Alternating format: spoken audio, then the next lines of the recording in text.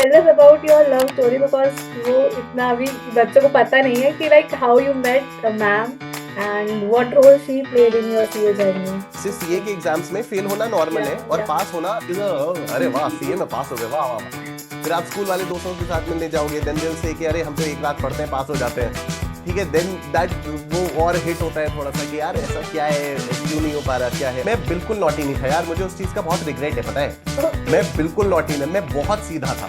ये rapid fire बड़ा खतरनाक है यार। वहां पंगा हो गया क्योंकि 3 साल के आर्टिकल से तो चलो निकल गई, लेकिन उसके बाद जो सीए फाइनल में मैं फंसा हूँ, तो वो गंदा वाला फंसा था। Hello, sir. Welcome to episode 3 of Baatcheet with Gargi, and thank you so much for accepting the invitation. I know teachers का इतना मुश्किल होता है शेड्यूल, सब टीचिंग एंड ऑल का इतना सारा पढ़ाना होता है, but still after all that, accepting the invitation, it really means a lot. So thank you so much. Thank you, Gargi. Thank you so much for having me. Looking forward to a fun and wonderful conversation. Yes, sir. Sir सबसे पहले तो आपकी CA journey से ही start करेंगे. आपको क्या thought आया कि आपको Okay. सीए स्टार्ट करना है and what were the struggles in between your CA journey you faced? यार मुझे ना सीए के बारे में एक्चुअली पता नहीं था। मैंने कभी भी नहीं सोचा था मैं सीए बनूंगा, मुझे एक्चुअली सीए के बारे में मालूम भी नहीं था। तो I actually wanted to be an actor. Okay. मैं जब स्कूल में था I wanted to be a Bollywood actor. And और साथ ही साथ मैं ना सॉफ्टवेयर इंजीनियर भी बनना चाहता था। तो मैंने सोचा था कि मैं इंजीनियरिंग करूंगा, सॉफ्टवेयर इंजीनियरिंग करूंगा। और इंजीनियरिंग के बाद उसके बाद फिर थोड़ा बहुत जॉब वॉब करूंगा, या मे बी उसके बाद मुंबई जाऊंगा, व्हाटएवर, मतलब कुछ ऐसा मैंने सोचा था। लेकिन इंजीनियरिंग की पढ़ाई बहुत ज्यादा टफ होती है, तो मेरे से क्लास 11th और 12th के बोर्ड एग्जाम्स और आईआईटी जेई की जो तैयारी होती है ना, वो मैनेज नहीं हो पा रहा था मुझसे। तो मैंने फिर आईआईटी जेई छोड़ा। फिर मैं बोर्ड एग्जाम्स की तैयारी कर रहा था, तो बोर्ड में मेरे ठीक ठाक मार्क्स आ गए। तो उसके बाद फिर मैंने बाकी कई सारे और इंजीनियरिंग कॉलेजेस में एडमिशन टेस्ट दिए थे।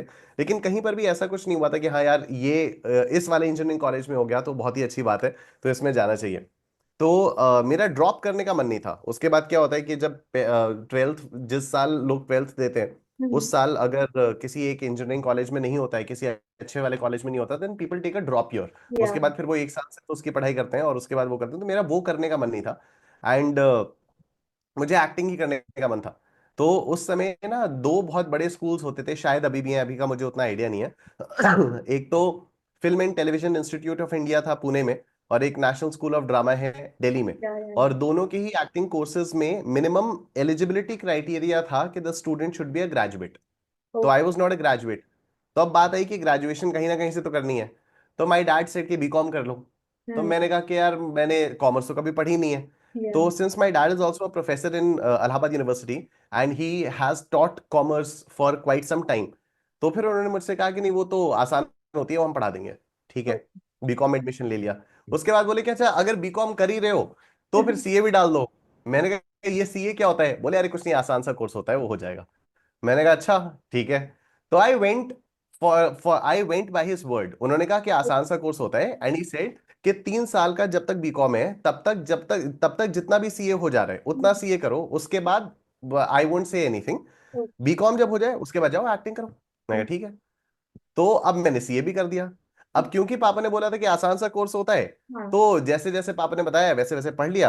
अच्छा, जो लोग आईआईटी जेई वगैरह की तैयारी करते हैं ना, उन लोगों को एनीवे पढ़ने की बहुत ज्यादा आदत हो जाती है। हाँ. मतलब लॉन्ग लॉन्ग आवर्स की स्टडी उनके लिए कोई बहुत बड़ी बात नहीं होती है। या. तो अब मैं 11th और 12th में तो मैं स्ट्रगल तो करता ही था, लेकिन पढ़ता तो था ही। हम्म. वो मैनेज नहीं हो पाता था, लेकिन मैं पढ़ता तो था ही। तो फिर उसी तरह से फिर पापा ने सीए करवाने शुरू कर दिया कि अब ये पढ़ लो, ऐसे पढ़ लो, ऐसे पढ़ लो। तो जैसे जैसे वो बोलते गए मैं वैसे वैसे पढ़ता गया। सीए फाउंडेशन मेरा फर्स्ट अटेम्प्ट में क्लियर हो गया, उस समय सीपीटी होता था। हाँ. तो अब जब सीपीटी क्लियर हुआ तब मेरे अंदर ना थोड़ा सा ओवर कॉन्फिडेंस आ गया। क्योंकि फिर मैं तब तक मुझे हम्म. मालूम ही नहीं था कि सीपीटी में फेल होना भी ऑप्शन है। जैसे सीए ओके. के एग्जाम्स में फेल होना नॉर्मल या. है और या. पास होना इज अरे वाह सीए में पास हो गए, वाह वाह वाह। ठीक है, या. सीए के एग्जाम्स में ये वाली चीज है। तो लेकिन मुझे तो मालूम ही नहीं था। तो मेरा वो स्कूल वाला माइंडसेट था कि भाई पास होना नॉर्मल होता है, फेल होना इसलिए फेल कैसे हो गया। तो मेरे माइंड में तो वो वाला माइंडसेट था, तो मैंने सीपीटी की तैयारी वैसे ही की। तो लेकिन फिर जब मैं सीपीटी क्लियर हुआ तो मैंने देखा यार आसपास तो मैक्सिमम स्टूडेंट्स तो फेल ही होते हैं, और वो आज तक ऐसे ही चलता आ रहा है, हर लेवल में ऐसे ही होता है ना। जो रिजल्ट आते क्या 15-16% आ जाएगा, 20% आ जाएगा, 25-30% आ जाएगा, 70% बच्चे तो फेल हो रहे हैं। तो जब मुझे वो पता चला तो मेरे अंदर एक ओवर कॉन्फिडेंस आ गया कि यार मैं तो मतलब बताओ साइंस के आया हुआ बच्चा जो है, और वो सीपीटी उसने एक अटेम्प्ट में क्लियर कर लिया। इलाहाबाद में 4th रैंक आ गई। और पहली बार में नॉन नॉन कॉमर्स वाले स्टूडेंट ने ऐसे ऐसे कर लिया, तो मेरे अंदर थोड़ा सा ओवर कॉन्फिडेंस आ गया था। और फिर मुझे ये भी पता चल गया था कि फेल होना थोड़ा सा नॉर्मल है। तो हम्म। सीए इंटरमीडिएट में मेरा स्ट्रगल हुआ। सीए इंटरमीडिएट में मुझे 3 अटेम्प्ट्स लग गए, क्योंकि पहला वाला अटेम्प्ट तो मैंने ओवर कॉन्फिडेंस में आके पढ़ाई ही नहीं की। हम्म। फिर जब वो पहले वाले अटेम्प्ट में फेल हुआ तब मुझे लगा यार ये तो बहुत गड़बड़ हो गई। तो फिर हम्म। मैंने दूसरे वाले अटेम्प्ट में एक ग्रुप निकाला, फिर तीसरे वाले अटेम्प्ट में मैंने दूसरा ग्रुप निकाला। तो ये सीन था। अब क्या हुआ कि जब तक मेरा बीकॉम कंप्लीट हुआ ना, तभी तब तक मेरा सीए इंटरमीडिएट के दोनों ग्रुप्स भी क्लियर हो गए। ओके। सबसे बड़ा पंगा जो है वो यहां हो हम्म। गया। क्योंकि अब जब बीकॉम क्लियर हो गया, तो अब पापा ने कहा हाँ भाई बीकॉम तो क्लियर हो गया, अब करना है सीए कंटिन्यू या जाना है एक्टिंग करने। हाँ। मैंने कहा अब तो सिर्फ फाइनल एग्जाम तो बचा है, 3 साल की आर्टिकलशिप बची है और फाइनल एग्जाम बचा है। तो हाँ। चलो सीए को कंटिन्यू कर लेते हैं। इस वहां पंगा हो गया, क्योंकि 3 साल की आर्टिकलशिप तो चलो निकल गई, हम्म। लेकिन उसके बाद जो सीए फाइनल में मैं फंसा हूं तो वो गंदा वाला फंसा था। तो वो सबसे ज्यादा मुझे लगता है कि स्ट्रगल वाला टाइम था। क्योंकि सीए एग्जाम्स में ऐसा होता है कि you know exactly what you have to do, but somehow you are not able to do that. Mindset वैसा नहीं होता है। प्लस फिर आप उस एज में पहुंचते हो, 21-22 साल की एज में, 23 साल की एज में, 24 साल की एज में, जहां पर आप देखते हो आपके साथ वाले सारे के सारे स्कूल वाले दोस्त आगे निकल रहे हैं। और वो सब ना वो बहुत ही अजीब सी चीज आ जाती है। अच्छा, उसके बाद फिर स्कूल वाले दोस्त मिलने के लिए कहेंगे, आप मिलने भी नहीं जा सकते। समहाउ यू अशेम्ड कि आपका एग्जाम क्लियर नहीं हो रहा है, आप फेल हो रहे हो। फिर आप स्कूल वाले दोस्तों के साथ मिलने जाओगे, देन दिल से कि अरे हम तो एक रात पढ़ते हैं पास हो जाते हैं। ठीक है, देन दैट वो और हिट होता है थोड़ा सा कि यार ऐसा क्या है और क्यों नहीं हो पा रहा, क्या है। ऑब्वियसली सीए एग्जाम्स वैसे नहीं है कि एक रात पढ़ो और अगले दिन जाके एग्जाम दे दो तो पास हो जाओ। बट सीए के एग्जाम्स ऐसे भी नहीं है कि अगर आपने सही स्ट्रैटेजी से नहीं पढ़ाई की तो आप पास ना हो। ठीक है, बहुत ही रेयर केसेस में ऐसा होता है कि चेकिंग खराब हो गई या कुछ भी हो गया, बट मैक्सिमम केसेस में, मोस्ट ऑफ द केसेस में यही होता है कि if you are applying the proper strategy and you are working very hard, तो सीए बहुत आराम से क्रैक किया जा सकता है। मैंने खुद किया था ना यार, वो सीए फाउंडेशन मैंने कर लिया था विदाउट नोइंग एनीथिंग। तो एक माइंडसेट का बहुत बड़ा गेम होता है। तो ये मेरे लिए बहुत स्ट्रगल था, सीए फाइनल वाला पूरा टाइम मेरे लिए बहुत बड़ा मतलब पढ़ाई वाली स्ट्रगल नहीं थी। आई मेरे पास लैक ऑफ रिसोर्सेज बिल्कुल भी नहीं थे। मतलब ऐसा नहीं था कि मेरे पास रिसोर्सेज ही नहीं है। मतलब क्योंकि क्योंकि मेरे पापा का बिजनेस है Shuchita Prakashan, and he publishes scanners and all. तो he knows every teacher, he still knows every teacher in the country. तो वो इंडिया के बेस्ट टीचर्स को आज भी जानते हैं और उस समय भी जानते थे। तो he used to tell me कि अगर तुम कहो तो तुम्हारी इन टीचर से बात करवा दें, कहाँ दिक्कत आ रही है। तो उस टाइप के सपोर्ट की तो कोई कमी थी ही नहीं। बट फिर भी एक वो चीज हो जाती है, एक माइंडसेट होता है, एक फ्रस्ट्रेशन आती है, एक इरिटेशन रहती है, studying the same thing again and again again and again. तो ये एक फ्रस्ट्रेशन, एक इसी को बस मैं स्ट्रगल बोलूंगा। Many times I remember attempts पे अटेम्प्ट्स लगते रहते थे सीए फाइनल में, आई यूज्ड टू क्राई। तो उससे पहले मैं कभी फेल होने पे रोया वोया नहीं था। तो मैं फिर एक आध बार, मुझे एक बार तो मुझे याद है, आई थिंक 2016 या 17 का टाइम था, हाँ 2016 में ही। 2016 में एक बार तो मैं बहुत गंदा रोया था कि यार ये तो पता नहीं क्या ही है, हो ही नहीं पा रहा है। बट थैंकफुली उसी वाले अटेम्प्ट में, जिस अटेम्प्ट से पहले मैं रोया था, उसी वाले अटेम्प्ट में मेरा ग्रुप 1 निकल गया था, and that was my 5th attempt for group 1। तो नवंबर 2016 में मेरा ग्रुप 1 का 5th अटेम्प्ट था, और उस वाले में मेरा ग्रुप 1 निकला था। फिर मुझे ग्रुप 2 में 4 अटेम्प्ट्स लग गए थे। तो ये था। अदर देन दैट ऐसा नहीं था, ऐसा कोई स्ट्रगल नहीं था कि मेरे पास पढ़ने के लिए सामान नहीं है, रिसोर्सेज नहीं है, या टीचर्स की कमी है, या कुछ है, क्लासेस नहीं है। इस टाइप का स्ट्रगल नहीं था। लेकिन हाँ, वो जो इंटरनल स्ट्रगल होता है कि डीप डाउन यू नो कि नहीं मुझे तो एक्टिंग करनी है, फिर भी मैं एक्टिंग नहीं कर रहा हूँ, फिर मैं ये कर रहा हूँ, और मैं ये भी मैं पूरा कर नहीं पा रहा हूँ, और एज निकली जा रही है, आसपास के सारे दोस्तों से टच फिर छूट ही जाता है, क्योंकि एक टाइम तक वो लोग आपको बुलाते हैं, उसके बाद फिर then they stop calling you कि यार ठीक है ना, ये तो आता ही नहीं है। तो एक वो वाला माइंडसेट भी बन जाता है दोस्तों का। तो ये सारे स्ट्रगल्स थे, but I think after I became a chartered accountant, everything seemed worth it, everything seemed worth it. और इनफैक्ट कई सारे मेरे दोस्तों उसके बाद मजाक भी उड़ाते थे, because after I became a chartered accountant तो 1-2 साल मुझे लगे। उसके बाद फिर अन अकेडमी में जब टीचिंग स्टार्ट की थी, फिर अन अकेडमी में जब टीचिंग स्टार्ट की, तब तो नेक्स्ट लेवल मेहनत हुई। नेक्स्ट लेवल, क्योंकि अब जितनी मैं मेहनत कर रहा हूँ, स्टार्टिंग फ्रॉम 2020 जब से अन अकेडमी ज्वाइन किया था, तब से लेकर अभी तक जो डेली बेसिस पे जितनी मेहनत हो रही है और जो उसमें मजा आ रहा है, तो कई सारे दोस्तों दोस्तों ने उस समय बोला था कि भाई इतनी मेहनत तो सीए करने में लगा लेता ना अगर, तो फिर एक एक अटेम्प्ट में तेरे दोनों ग्रुप्स निकल जाते सीए के। बट हाँ, ये इशू है, तो बहुत ज्यादा मतलब स्ट्रगल यही वाला था, मेंटल वाला स्ट्रगल था, और तो कुछ नहीं था। तो ये जर्नी सिखाती बहुत कुछ है, मेंटली, पर्सनालिटी, हर इंसान को। राइट। अरे अभी ना, it's very aptly put buy, अभी जैसे हम लोगों का अड्डा 24/7 में, नाउ आई टीच एन अड्डा 24/7 अंडर द ब्रांड ऑफ एकाग्रता। तो अड्डा 24/7 में अभी हम लोगों ने सीए जनवरी 25 का जो भी रिजल्ट आया था उसकी हम लोगों ने सक्सेस पार्टी की थी, and we invited CA Aman Gupta as chief guest.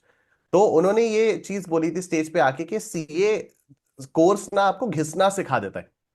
It's very aptly put कि यार सीए कोर्स आपको घिसना सिखा देता है, फिर आपको उसके बाद सीए से रिलेटेड कुछ करना हो या ना करना हो, it doesn't matter. Like my brother is also a CA, but he is running his own diagnostics franchise. तो अब he is doing nothing related to CA, लेकिन मेहनत करने की आदत पड़ जाती है, सीए कोर्स ऐसा है। तो वो एक बहुत बढ़िया चीज लगती है मुझे सीए कोर्स के बारे में। या सर, आपकी जर्नी जो टीचिंग की है, मैथ्स पढ़ाना है, ये कैसे स्टार्ट हुआ? यार जैसे मैंने बताया ना कि मैंने आईआईटी जेई वगैरह की तैयारी की थी। तो मैथ्स ना एक ऐसा सब्जेक्ट है जिस जो मुझे थोड़ी देर से समझ में आता है। ठीक है, मुझे उतनी आसानी से मैथ्स समझ में आता नहीं है। और बचपन से मैं इस चीज में थोड़ा सा स्ट्रगल करता था। आई रिमेम्बर टिल क्लास 6 घर पे ऐसा माहौल होता था कि मैथ्स तो आसान होता है और मैथ्स में 100 आउट ऑफ 100 से कम तो आ ही नहीं सकते मार्क्स। ठीक है, घर पे ऐसा माहौल होता था, because my grandfather's mathematics is very good. तो मैं उनसे पढ़ता था। तो मतलब ना बहुत ही अजीब सा माहौल रहता था मैथ्स को लेकर और मैं मैथ्स को स्ट्रगल करता था, तो मुझे मैथ्स उतने आराम से समझ में नहीं आती थी। फिर मैं जब क्लास 7th में आया ना, तो हमारे जो स्कूल में मैथ्स के टीचर थे उन्होंने इतने अच्छे से समझाना शुरू किया। मतलब मैं तो मैथ्स का पूरा क्रेडिट उनको देता हूं, because the way he used to teach, the way he used to solve the questions on board, वो जिस तरह से समझाते थे ना क्वेश्चंस को, मैं उनसे इतना ज्यादा इंस्पायर्ड था कि उस समय घर पे मेरे पापा ने ऐसे ही एक व्हाइट बोर्ड खरीद के दे दिया था मुझे, कि बस ऐसे ही फॉर के ठीक है व्हाइट बोर्ड से खेल लो या कुछ भी इस टाइप का। तो मैं क्या करता था, मैं उन टीचर से इतना ज्यादा इंस्पायर्ड था और मुझे इतना मजा आता था उनकी क्लास में कि मैं घर आकर एक आध घंटा उनकी कॉपी करता था, व्हाइट बोर्ड पे क्वेश्चंस को सॉल्व कर करके। तो मुझे इतना मजा आता था कि यार इतना आसान बना देते हैं ये, इतना आराम से समझाते हैं। और बेसिकली आसान बनाने का क्या मतलब है कि भाई आप ना छोटे से छोटे स्टेप को भी लिखकर समझा दो, या है ना। अब जैसे अगर किसी को फ्रैक्शन का एडिशन नहीं आ रहा, तो भाई नहीं आ रहा ना, उसको क्या, उसको वो दिखाना कि भाई ये तो 4th में पढ़ाया था, फ्रैक्शंस का एडिशन कैसे नहीं आ सकता, नहीं आ रहा भाई, समझा दो ना उसको। तो 7th और 8th में ये तो टीचर मिल गए। तो उसके बाद मैं ना 9th क्लास से my parents got me admitted to DPS Noida. तो नोएडा में हॉस्टल में चला गया था। तो वहां पर भी मैंने मैथ्स में काफी स्ट्रगल किया था। और वहां पर कभी अगर मुझे डाउट्स होते थे तो मैं अपने दोस्तों वगैरह से पूछता था। तो वो दोस्त पता नहीं उन लोगों को क्यों ऐसा लगता था कि मुझे बहुत अच्छी मैथ्स आती है, तो वो भी बस मुझे ऊपर ऊपर से बता देते। उनका गलत इंटेंशन नहीं होता था, ऐसा नहीं होता था कि उनको बताने का मन नहीं है। या उनको ऐसा लगता था कि मुझे बहुत कुछ आता है, तो वो हल्का सा ऊपर ऊपर से बता देते थे। और फिर मैं सोचता रहता था यार ये तो अभी भी समझ में नहीं आया। फिर मैं उनसे पूछता था कि भाई ये वाला स्टेप कैसे हुआ। फिर वो लोग बड़ा अजीब सा कि अबे यार अब ये थोड़ी बताएंगे हम तुझे, मतलब ये तो तुझे आता ही है ना, इतना तो आता ही है। तो ये जो सारी चीजें होती थी ना, इसमें फिर मुझे लगता था कि यार कुछ ऐसा होना चाहिए। इनफैक्ट जब मैं 8th क्लास में था ना, तब मैंने सोचा था कि मैं कोई ऐसा सॉफ्टवेयर बनाऊंगा, क्योंकि मैं सॉफ्टवेयर इंजीनियर भी बनना चाहता था ना। तो मैंने सोचा था मैं एक ऐसा सॉफ्टवेयर बनाऊंगा जिसमें अगर आप कोई भी मैथ्स की प्रॉब्लम डालो तो वो स्टेप बाय स्टेप सॉल्यूशन आपको दे दे। ओके। थैंकफुली अब तो बहुत सारे इस टाइप के सॉफ्टवेयर ऑलरेडी हैं, there is photo math, there is Mathway, there अब तो चैट जीपीटी आ गया है, तो उसमें तो अब हाँ कोई वो दिक्कत ही नहीं है। बट द थिंग इज के, तो मुझे लगता था कि यार कोई ऐसे पढ़ा दे कि एकदम छोटे से छोटे स्टेप को भी कोई बता दे। मैथ्स पढ़ाने में कोई बहुत बड़ी बात है नहीं। हम्म इट्स जस्ट कि क्वेश्चंस को ना बहुत छोटे छोटे बता हाँ दो ना यार, कि देखो ऐसे होगा, फिर ऐसे होगा, फिर ऐसे होगा। ये वाले टर्म को मैंने इक्वल टू के लेफ्ट साइड में किया, तो जब हम माइनस वाले को हाँ। इधर ले आते हैं तो प्लस हो जाता है, प्लस, हाँ। प्लस वाले को इधर ले जाते हैं माइनस हो जाता है। इतना बस बोलना भर है और कुछ नहीं है। ठीक है, तो मुझे लगता था कि अच्छा। और जब मैं सीए फाउंडेशन में, जब मैं सीपीटी में आया तो मैंने देखा सभी लोग मैथ्स के साथ स्ट्रगल कर रहे हैं। तो हम्म मैं सोचा मुझे मुझे मैथ्स आसान लगने लग गई थी तब तक, क्योंकि मुझे आदत भी थी मैथ्स पढ़ने की। हाँ। तो फिर मैंने ऐसे ही सोचा, जब मैं सीए बना तो initially I started with accounts. तो मैंने अपनी टीचिंग जर्नी 2017 से स्टार्ट की थी, and I started teaching accounts to classes 11th and 12th students. और फिर 2 साल बस मैंने पढ़ाया, 1 साल वो वही कुछ बच्चे थे उनको 11th में पढ़ाया, उनको 12th में पढ़ाया। तब मुझे समझ में आ गया भाई मेरे बस की नहीं है कि मैं 11th 12th को पढ़ाऊं, क्योंकि उन लोगों के टेस्ट लेने पड़ते हैं, उनके टेस्ट चेक करने पड़ते हैं, और वो चेक करने में तो भाई दिमाग खराब हो जाता है कि वो क्या राइटिंग में लिखते हैं वो, और क्या तो होया। मैं कहा अभी तो मैं कम बच्चों को पढ़ा रहा हूँ, तब मेरी हालत ये है, अभी अगर मैं इसको आगे एक्सपैंड करूंगा तो क्या ही हो जाएगा। तो ऑनलाइन पढ़ाएंगे, ऑनलाइन पढ़ाएंगे, सजेस्टेड आंसर्स की आंसर की दे देंगे, डिस्कस कर लेंगे अब, और थोड़े मेच्योर स्टूडेंट्स को पढ़ाएंगे। तो मैंने सीए फाउंडेशन में अकाउंट्स पढ़ाना स्टार्ट किया था।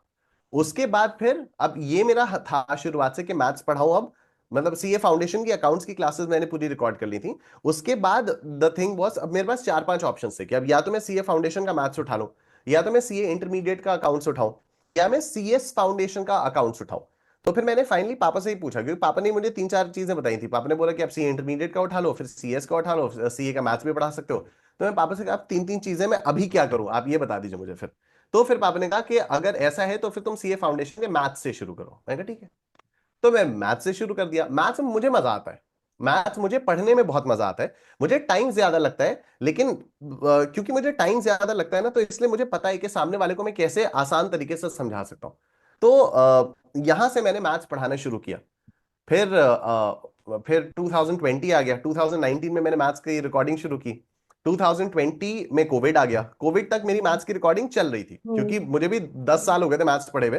तो उसमें मुझे बहुत ज्यादा टाइम लग रहा था to study and then to create the curriculum and then to record the classes. तो अब 2020 में जब कोविड आ गया, तो अब लगा कि यार अब तो कुछ हो ही नहीं रहा है। तो फिर मैंने अपने, उस समय मैं स्कैनर क्लासेस में था, वही पापा ने ओपन किया था स्कैनर क्लासेस। तो वहां पर मैंने सोचा कि चलो ठीक है, मैं ना फ्री 1 महीने का फास्ट ट्रैक डाल देता हूँ स्कैनर क्लासेस पे। उस समय ऐसा फ्री फास्ट ट्रैक वगैरह कोई कुछ करता वरता था नहीं। तो फिर मैंने सोचा कि मैं डाल देता हूँ। तो अच्छा, मैथ्स की क्लासेस बीच बीच में वहां पर यूट्यूब पे जा ही रही थी। और मैंने 1 जून से, आई स्टिल रिमेम्बर एग्जैक्टली, मैंने 17 मई 2020 में एक डेमो वीडियो बनाई थी एग्जैक्टली इसी टेबल पे बैठ के, कि मैं जो हूँ 1 जून से फ्री ऑफ कॉस्ट वो लेके आने वाला हूँ मैथ्स का fast track for CA foundation. जब भी एग्जाम हो, जून में एग्जाम हो या नवंबर में एग्जाम हो, क्योंकि तब तो कोविड का टाइम तो कुछ हाँ। मालूम नहीं था। एंड 1 जून से मैंने स्टार्ट किया था। एंड मैं 1 जून को जब यूट्यूब पे क्लास ली थी तो 80 students were watching. And 7th June को I got a call from an academy के we want you as a teacher in an academy, and we want you for maths. और मेरा इंटरव्यू लिया था Anshul sir ने। पहले तो ओके। मुझे वहां पर हाँ, मेरा तो पहले तो वहां के किसी स्टाफ से फोन आया था। एक्चुअली उनके स्टाफ ने मेरे ऑफिस में फोन किया, और मेरे ऑफिस से मेरे पास फोन आया। उन्होंने कहा कि उनको मालूम नहीं था अन अकेडमी क्या है और क्या चीज है। तो उन्होंने कहा कि सर ऐसा लग रहा है कि कुछ ऐसे बच्चे हैं, उन्होंने ऑनलाइन पढ़ाना शुरू किया है, वो चाहते हैं आप उनके साथ पढ़ाएं। मैंने कहा क्या नाम है कंपनी का? तो कहते हैं अन अकेडमी। मैं कहा अरे भाई दो मेरा नंबर, दो तुरंत दो मेरा नंबर उनको। तो तो फिर उनसे बात हुई, मैंने अनअकैडमी के एक स्टाफ से बात हुई। मैंने कहा ठीक है करेंगे। तो उन्होंने कहा ठीक है, फिर मैं आपको अपने एक उन एजुकेटर से बात करवा दूंगा जो हमारी पूरी सीए की कैटेगरी देख रहे हैं। मैंने कहा ठीक है। तो उन्होंने फिर बताया कि अंशुल सर हैं और ऐसा है। तो फिर अंशुल सर ने मेरा इंटरव्यू लिया था। फिर मैंने अंशुल सर को बोला था कि उस समय वो, I still remember the interview, और मैंने कहा था कि यार मैथ्स के लिए तो आप लोग ले ही रहे हो, मैं ना अकाउंट्स में ज्यादा इंटरेस्टेड हूँ। मैं अकाउंट्स ज्यादा, मुझे लगता है मैं अकाउंट्स ज्यादा अच्छा पढ़ाता हूँ, बेटर देन मैथ्स। और मैं अकाउंट्स में ज्यादा इंटरेस्टेड हूँ। तो फिर अंशुल सर ने मुझे मुझे याद है उन्होंने मुझसे कहा था कि देखिए अभी हमें आपकी जरूरत मैथ्स के लिए है। हम लोग अभी मैथ्स के लिए लेते हैं, अकाउंट्स के तो बहुत सारे टीचर्स अवेलेबल हैं और बहुत सारे टीचर्स मिल जाते हैं, इनफैक्ट मैं खुद अकाउंट्स पढ़ाता हूँ। मैं कहा ओके। तो फिर उन्होंने कहा कि आप मैथ्स के साथ स्टार्ट करो, और चार्टर्ड अकाउंटेंट प्लस मैथ्स पढ़ाने वाले टीचर जनरली नहीं मिलता है, क्योंकि हाँ। सीए में जो भी मैथ्स पढ़ाने वाले टीचर्स होते हैं वो यूजुअली इंजीनियर्स होते थे। हम्म। तो उनकी पढ़ाई हुई मैथ्स नॉर्मली सीए स्टूडेंट्स को नहीं समझ में आती थी, बिकॉज अगेन वो इंजीनियर्स हैं। तो उन हम्म। लोगों ने हाई लेवल की मैथ्स पढ़ी है, तो वो इतना नीचे घुस के नहीं पढ़ा पाते। हम्म। तो मैंने कहा चलो ठीक है, फिर अब मैथ्स पढ़ानी शुरू की, मैथ्स चल गई, लोगों को बहुत मजा आने लग गया, मुझे भी मजा आने लग गया। तो इस तरह से फिर मैथ्स में आया मैं। तो बहुत अमेजिंग जर्नी है मैथ्स वाली। एक्चुअली आई स्टिल रिमेम्बर वो डिस्टेंस वाली चीज ना, हर चीज में बहुत मजा आता था वो। Right, right. So the third question is, what is your go-to thing that you do in your leisure time? Movies, movies, I love watching movies.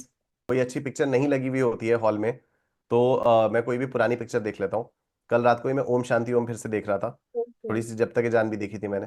तो मैं कोई भी पिक्चर, मुझे मूवीज देखना बहुत पसंद है। या तो फूड या तो मूवीज, दो दो चीजें। और द गो टू थिंग जो मेरे लिए एकदम आइडियल सिचुएशन है ना, कि भाई पीवीआर जाओ, बड़ा सा पॉपकॉर्न बड़ी सी कोक लेकर बैठ जाओ और पिक्चर देखो आराम से।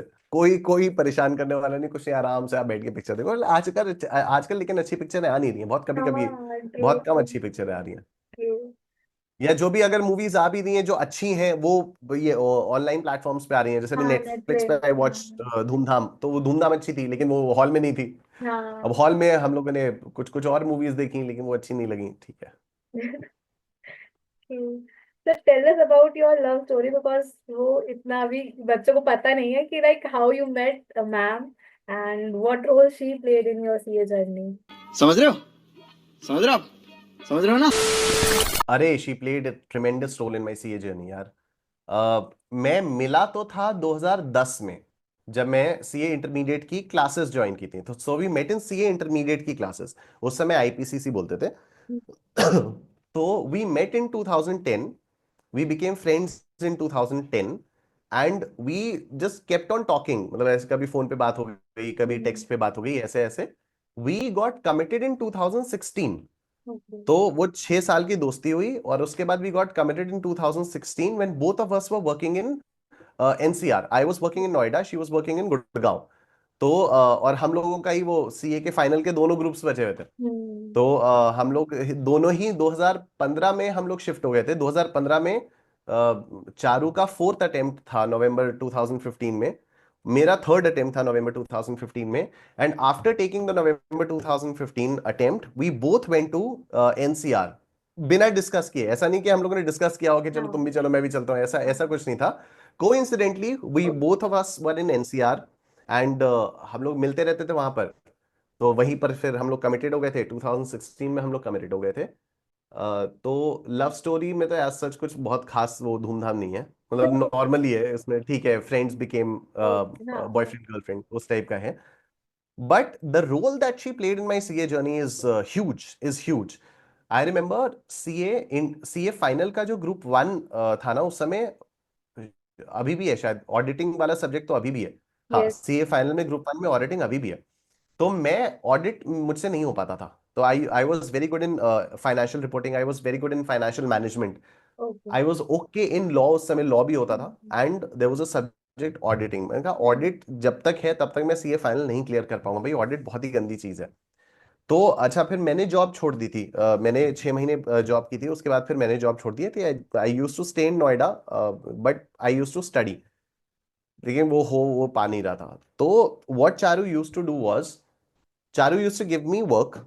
सुबह ऑफिस जाने से पहले she use to go to work, और फिर वो मुझे बोलती थी कि देखो ये वाला चैप्टर तुमको करना है और इनके आंसर्स तुमको याद करने हैं। मैंने कहा व्हाट डू यू मीन याद करने हैं, सीए में थोड़ी याद करके लिखते हैं। नहीं, सीए में भी याद करके लिखते हैं।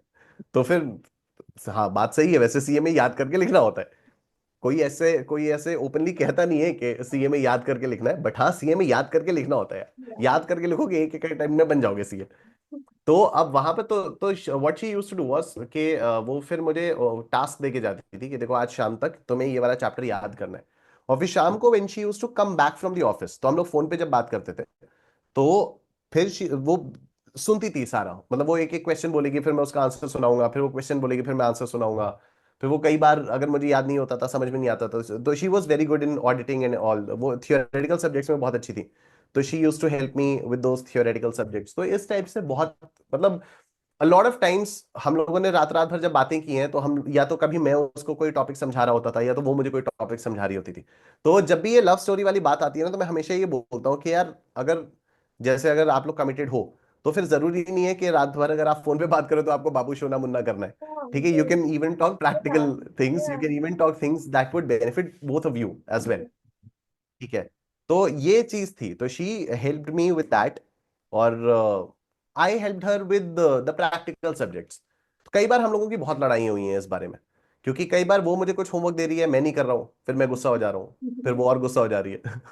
फिर मैं उसको कुछ होमवर्क दे रहा हूँ क्योंकि वो प्रैक्टिकल में उसका वीक था, Hmm. फिर मैं उसको बता रहा हूँ। जैसे मैं रिवीजन प्लानर बताता हूँ, तो वैसे ही मैं उसको भी रिवीजन प्लानर बना के देता था, लेकिन ये वाला रिवीजन करना है, फिर वो नहीं कर रही है, फिर मैं गुस्सा हो जा रहा हूँ, फिर वो गुस्सा हो जा रही है। तो इस टाइप की हमारी बहुत लड़ाइयाँ चली, लेकिन उन लड़ाइयों के चक्कर में उनका ग्रुप 1 हो गया, चारू का ग्रुप 1 हो गया, ग्रुप 2 अभी पेंडिंग है।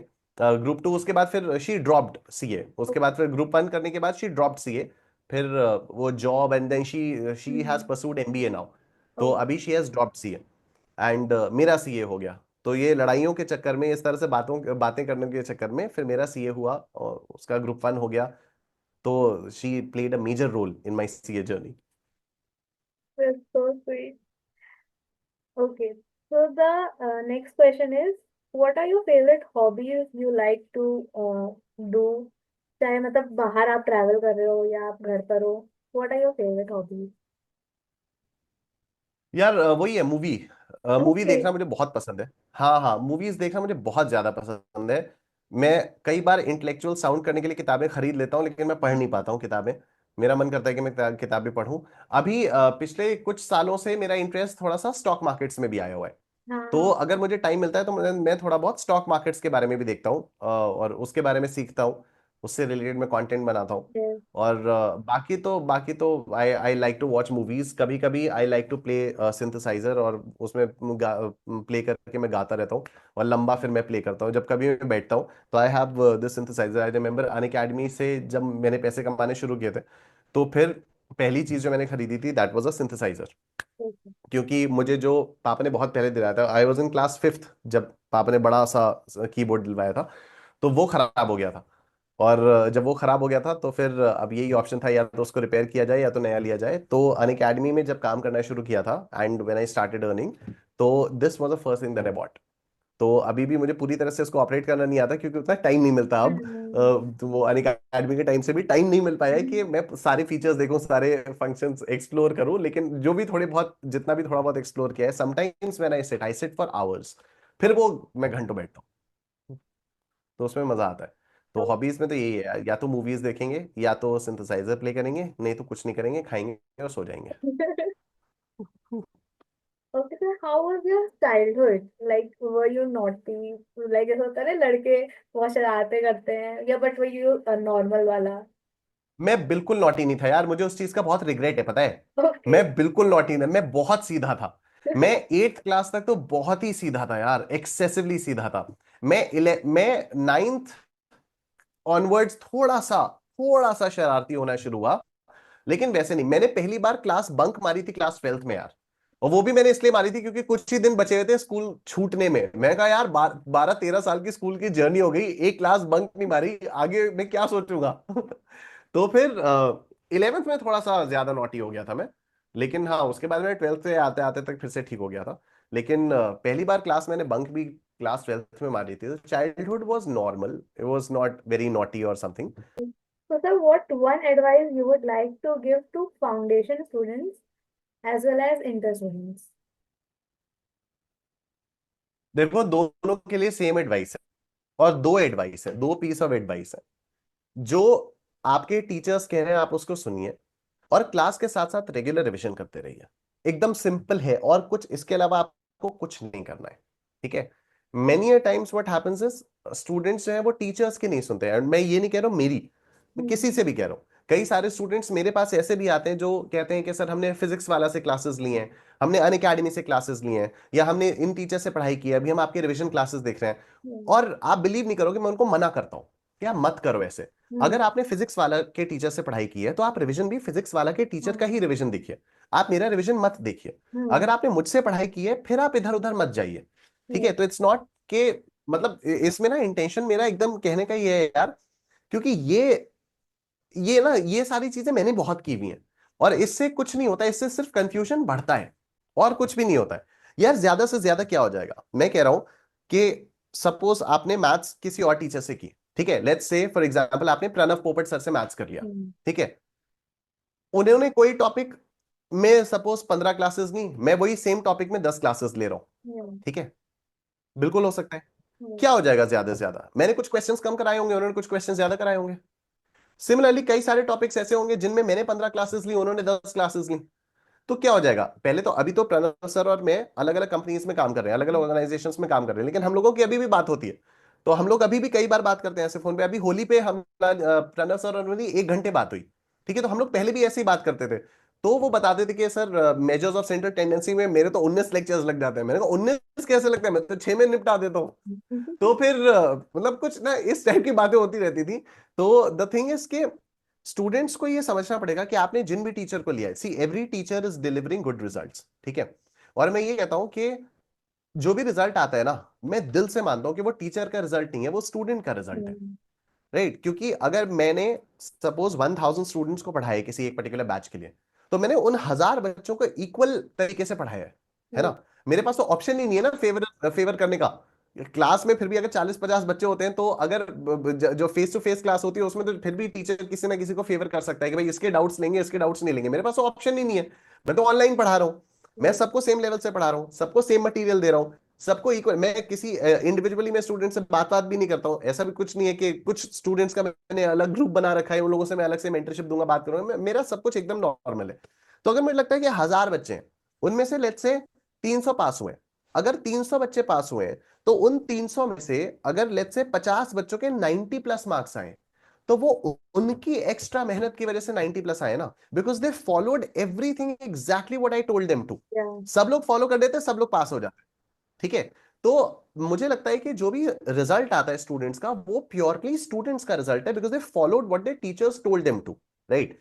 तो अगर कोई स्टूडेंट ये बोलता है ना कि वो वाला टीचर अच्छा नहीं है, तो वो मुझे जेन्युइनली अच्छा नहीं लगता है। क्योंकि भाई उन टीचर के भी तो कई सारे स्टूडेंट्स क्लियर कर रहे हैं ना एग्जाम्स। और उन टीचर के भी, जिन भी टीचर को आप बोल रहे हो कि खराब वो टीचर खराब है, उन टीचर के भी कई सारे स्टूडेंट्स ने बहुत अच्छे अच्छे मार्क्स स्कोर किए, है ना। एंड दो students are giving the credit to their teachers. अच्छा, एज अ स्टूडेंट अगर मैं सोचूं ना, तो मैं भी पूरा क्रेडिट अपने टीचर्स को देता हूं। लेकिन एज अ टीचर अगर मैं सोचता हूँ, मुझे लगता है पूरा क्रेडिट तो स्टूडेंट्स का होना चाहिए। लेकिन वो एक बहुत ही ब्यूटीफुल बॉन्ड हो जाता है एक टीचर और स्टूडेंट के बीच में, जो आई थिंक जैसा है वो वैसा बना रहना चाहिए, ठीक है।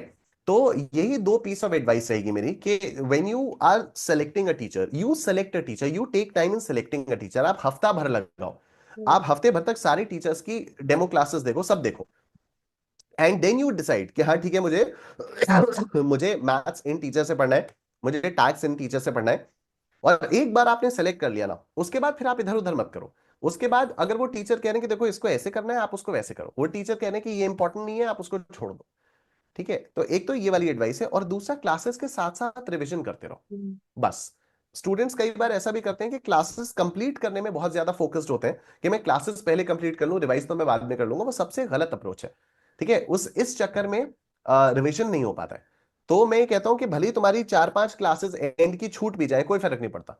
ज्यादा से ज्यादा यही होगा ना कि आखिरी की 5, 10, 15 क्लासेस छूट गई, ठीक है। अगर मैं सपोज मैथ्स में मेरी लेट्स से 70 क्लासेस है, आप कह रहे हो लास्ट की 15 क्लासेस नहीं कर पाए, कोई बात नहीं, आप 55 क्लासेस तो कर पाए। अगर आपने 55 क्लासेस में जो भी पढ़ाया है उसको प्रॉपरली रिवाइज किया हुआ है, तो आप एग्जाम में बहुत आराम से क्लियर हो जाओगे, कोई डाउट ही नहीं है उसमें, ठीक है। Similar similar thing goes with intermediate as well. तो जो टीचर्स बोल रहे हैं, आपने एक टीचर सेलेक्ट कर लिया, आप उनके पास टक रही है, जो वो बोल रहे हैं आप उनके मटेरियल से पढ़िए, आप इधर उधर मत करिए। और दूसरी चीज, आप साथ साथ रिवाइज करते रहो। साथ साथ रिवाइज करना बहुत जरूरी है, जो बहुत कम लोग मानते हैं, बहुत कम लोग। ये दो एडवाइस है, सीए फाउंडेशन के लिए भी, इंटर के लिए, फाइनल के लिए भी। फाइनल में भी यही चीज है, सेम Okay. चीज है। Okay, so thank you so much for answering this question. So, sir, the next segment is fun segment in which I'll be asking you rapid fire questions. So, I'll give you one word and you have to answer the question, मतलब जो भी आपके mind में उस समय तुरंत आ रहा है. Done. So, sir, the first word is CA. Sorry, Sir, the first, CA, yes, yes. Hard work. Okay. The second word is family. Family, parents. Third is Bollywood actress. Kareena Kapoor. I don't know, मैं सोचा भी नहीं था करीना कपूर कैसे आ गई दिमाग में, कुछ और बोलता मैं, लेकिन हाँ ठीक है, जब फर्स्ट वर्ड आया तो करीना कपूर आई, ओके। Okay. हाँ, The fourth word is music. Westlife. Okay. Fifth word is teaching. Maths. Okay. Sixth word is तो love. मुझे मुझे खुद नहीं समझ में आ रहा है यार, ये क्या हो रहा है। हाँ, सॉरी। ओके, चलो ठीक है, मजा आ रहा है, हाँ। Okay. The sixth word is love. प्यार दोस्ती है, अगर वो मेरी सबसे अच्छी दोस्त नहीं बन सकती तो मैं उसे कभी Okay. प्यार सुन के वही आता है। सही बात है. So the last word is dance. Hrithik Roshan. Oh yeah, so वो मेरे फेवरेट एक्टर्स है. अरे नहीं, फेवरेट एक्टर है, मैं भी क्या ही राइट. बोल रही हूँ. ये रैपिड फायर बड़ा खतरनाक है यार. नहीं, एक्चुअली मैंने क्वेश्चन पूछा एक्ट्रेस एंड एक्टर बोलने की जगह एक्ट्रेस मैं भी बोल रही हूँ. Okay, so with अच्छा. this, Okay. with this we end all the questions, and it was a very fun podcast. And thank you so much, sir, for accepting the invitation and taking out time for this podcast. I really appreciate it, sir. Thank you so much. Thank you so much Gargi. It was fun यार. बहुत मजा आया मुझे. मुझे भी बहुत मजा आया. Thank you so much and all the best for the YouTube channel as well as for CA की जर्नी आगे भी. All the Thank you. Best. And do like and subscribe and share with your friends if you like this podcast.